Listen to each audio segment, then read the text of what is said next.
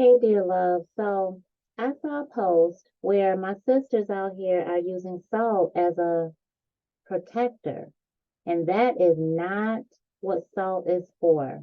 And so we're going to break it down in this video because what we're not going to do is sit back while my nieces, my baby girls, my sisters, my cousins, my aunties are out here practicing using salt and doing more harm than good. But before we do, let me show you my shirt. Look at it, right? Oh my gosh. So let's get into it. Debunking the myth, okay? The power and moderation of salt. So I want you to share this video because at the very end, I'm going to give you one of my personal methods to use salt. It's very effective, but it's not for protection. I could tell you that. So salt for centuries has been intertwined with rituals, spiritual beliefs, and wellness. And while some may see it solely as a protector, its powers go far beyond that. Okay. Let's just dive into understanding salt's profound spiritual benefits and its significance in health and wellness. Okay. Because when you think of any tool you're using, natural or otherwise, you still must look at the chemical components of that resource and what it does to not only you as the soul within your human, but your human as well. So let's talk about it as a spiritual cleanser. It is again more than just protection. And this word protection is being used very loosely when it comes to using salt as or in a ritual or any type of habit forming process, any type of spiritual practice, or any type of alternative form of therapy or medication or what have you. So salt is an age-old purifier. Healers and spiritualists have long used salt to cleanse spaces, to cleanse auras and energies from negativity, toxic vibes, and spiritual residues. Okay, because this is talking about spiritual attack, spiritual warfare. All right, so salt is excellent to be used in any practice that is pertaining to a straight up spiritual attack.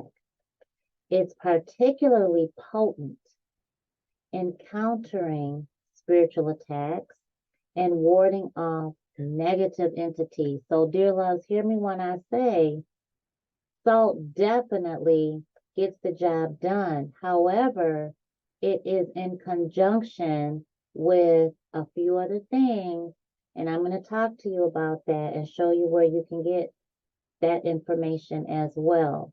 So let's talk about the health and wellness benefit because beyond spirituality, salt is crucial for our own physical well-being. You're going to hear the cats in the background. It plays an essential role in maintaining effective balance, muscle function, and even nerve transmissions, okay? However, in high doses, as you probably already know, it can lead to high blood pressure, dehydration, and kidney problems. So moderation is key. When you are, excuse me, experiencing any type of condition, like an autoimmune condition, any kind of kidney condition, diabetic people, a lot of people are putting salt in spiritual baths. Absolutely no. When you have any kind of condition that's going to be inflamed or that's going to be exasperated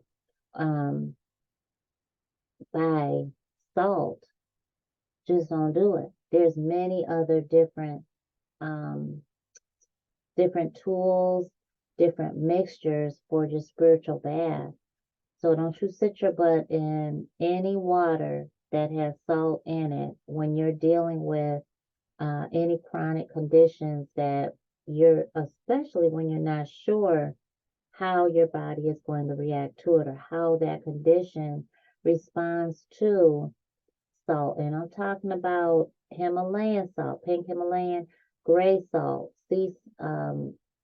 gray or black sea salt, white sea salt, Mediterranean salt. It doesn't matter. It's salt, okay? And so salt's powerful qualities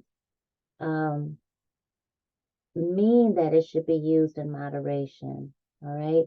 Overuse can result in spiritual imbalances. And just as excessive salt in diets can negatively impact your health, salt in a spiritual ritual can negatively impact your intentions for that ritual. And honey, we don't want that.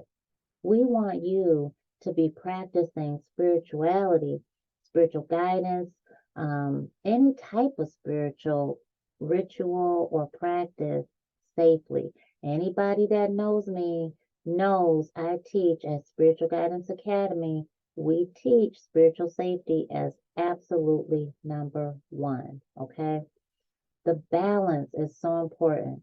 So after using salt in rituals or for energy cleansing, it's essential to restore balance, dear love. Balance. Let me say it again. Balance. Natural plants are going to be your go-to to achieve this, okay? So balance. One more time. Balance. Because, honey, if you're using salt, that's fine in your spiritual practice. But, baby, if you're not using a balancer directly after, then, honey, you're just cleansing, stripping. You are absolutely depleting, okay? And you're depleting your resources, your energy, and you're not restoring. So let me put this in another way for visual learners out there. Look in your mind's eye. I want you to see your cup. You are your cup. You are your vessel. Yes? So I want you to see your energy within your vessel, all within you. How does your energy look? Is it diamondy? Is it pink crystals? What is it? Is it pattern? Does it look like dominoes? What does it look like? That's your energy, and you will see it very clearly. Is it blue? Is it purple? Is it polka dot? What is it? Now, once you see it, I want you to see it full throughout your whole body, right? I want you to see it within your whole body, moving the flow, because that's what energy does. Now, I want you to see it leaving you through the soles of your feet. Okay? Now, I want you to see it leaving your human at an even more rapid pace. The flow has picked up. You cannot stop it. It is running out of you faster than you can even imagine. What's happening to you, your vessel, right? So that's what salt does. Salt is a cleanser. It rids the space, whatever that space is, from harm, danger, infection, impurity, right? So if you're not balancing, now you know why that ritual that you're using or that you're doing, you keep feeling like you have to do it. It's not working. You feel like something's off. Okay? And so it snowballs. So lavender is a great balancer. It's known for its calming properties, right? And lavender is going to help you feel peace. You're going to create a sense of tranquility. It soothes you, the soul within your human. So it soothes the energy around you. It creates that sense of peace. Sage is kind of twofold. You know, it is used in smudging, of course, smudging. And it's a cleanser though. So sage is used to clear negativity, like salt. But it also has such a beautiful, refreshing, cleansing scent that's left in its wake. You must smudge correctly. Let me just say it like that. So as a bonus in this video, let me just make sure my sisters out here know and my brothers out here know that you are not opening your windows and doors and you're not ventilating while you are performing your smudging ritual. Honey, you are not venting. Okay? And there are certain things you say, there are certain things you do, and there is an appropriate way to smudge so that you are effective in your spiritual practice. All right? So you have to time it just right. And honey, let me tell you something. When you do it right, you will see that energy. It is clear as day. You will see it in your mind's eye. You will hear it. And not only that, but your ancestors will talk to you. Chamomile is an excellent balancer. This plant is going to be an aid in the relaxation, the calm, the soothing, but it induces harmony and tranquility, and it creates that within your space. All right. So I want you to join the journey. I pray that this has helped you.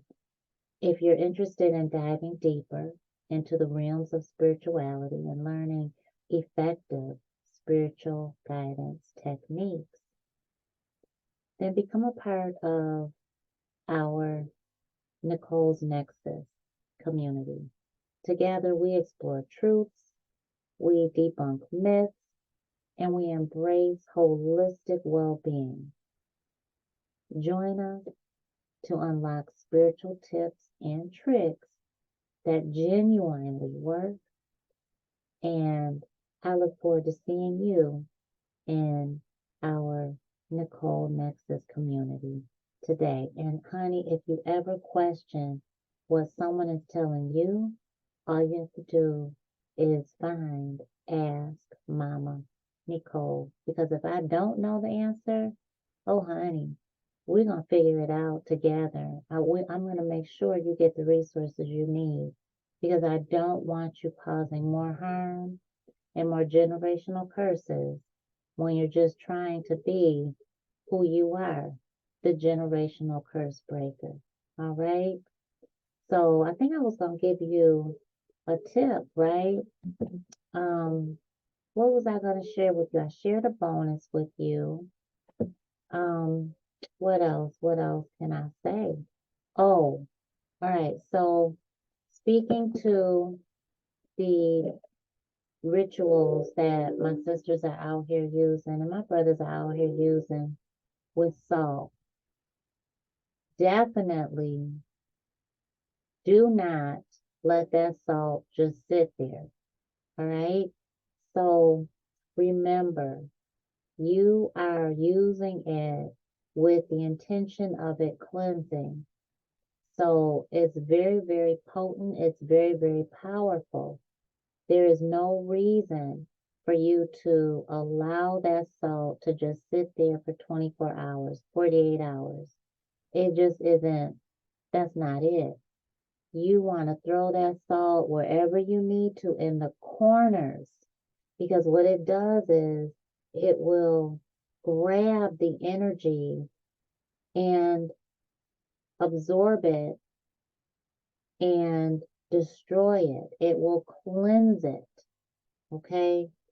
So remember, energy transfers and transforms. It doesn't die. We can't get rid of it in totality. So salt will destroy the negative energy and transform it into positive through its cleansing chemical makeup. Okay? Very, very strong, very, very potent tool to use. Can you use table salt or iodine salt or the salt with the little girl with the umbrella? Don't use it. Don't buy it. Don't bring it into your home. I'll leave it right there. You want to use pink Himalayan. You want to use Mediterranean sea salt. You want to use gray salt, black salt. And there's a few others out there. You want to, it's another tip that I can give you. What did I see in the group that was posting about that? Oh, there's no reason for you to wait for the first of the month to use salt. There really isn't. And like I said, with moderation. But when you are creating a new beginning, or your intention is to create something new, to start over, right? Start fresh. You need that fresh energy. You need that restart, right? Let's say something happened and you want to move forward. Whatever it is that says this is new, then you want to do that on a new moon, okay? Not on a full moon. However, when you are choosing to use salt as a detoxifier, as a cleanser, if you choose to use it at the start of the month, fine, but you don't have to. And I want you to know why. You have to think about whose month are you using? There's so many different calendars. I grew up a member of the Baha'i faith community, totally different calendar than the calendar that you might use in the United States for your job, or school. Totally different calendar than what another country may use as a calendar. So be aware of that. Just because someone tells you to do something or says this is it and you respect that source for it being a successful establishment, doesn't mean that they're giving you accurate content or information even. It doesn't mean that what they're saying is something that you need to say, okay, I'm going to agree with that and forego my own spiritual guidance and my own connection with source. Honey, you are that powerful. So always trust your spiritual guidance. Always trust your connection with source. And I hope and pray that I have been able to help you today and just give you some news that you can really use. All right? So I will see you next time, and I'll see you on the inside. Get on over to askmamanicole.com and join us. I love to be here.